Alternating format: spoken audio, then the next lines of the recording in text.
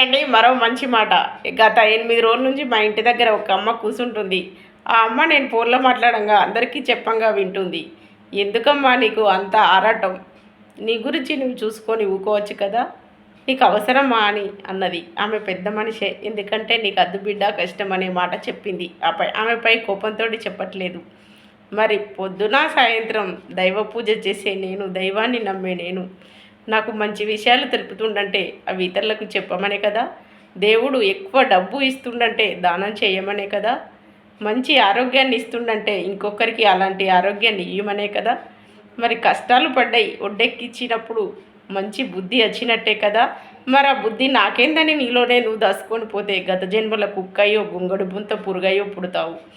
పరుపుల విలువ నీకు తెలియదు, మంచి రుసుల కూర నీకు తెలియదు, రోడ్డు మీద పడేసిన తిండి తినాలి. గొంగడి బొంత పురుగ ఎక్కడైనా నీ శరీరమే నీకు పరుపుగా మారుతుంది. మరి దైవ పూజ చేసేవారికి మంచి అనేది నలుగురికి చెప్పాలనే కోరిక మనసు దైవమే కలిగిస్తుంది. నా మనసు కూడా అలాంటిది. నాకేంది అనుకోను. ఎందుకు అంటే నాకు కూడా ఒక అన్నయ్య ఉన్నాడు. నా తోడ బుట్టకపోయినా అడుగడుగునా నాకు సహాయపడతాడు. అన్నయ్యకు దేవుడు ఒక లోటు చేసిండు, కానీ ఆ లోటు ఎందుకు చేసిండో తెలియదు. ఎప్పుడు యాదికొచ్చినా బాధపడతా. మంచి మనసున్న వారిని బాధ పెడతాడు దేవుడు అని అర్థం చేసుకుంటా. నా మనసు కూడా అలాంటిదే.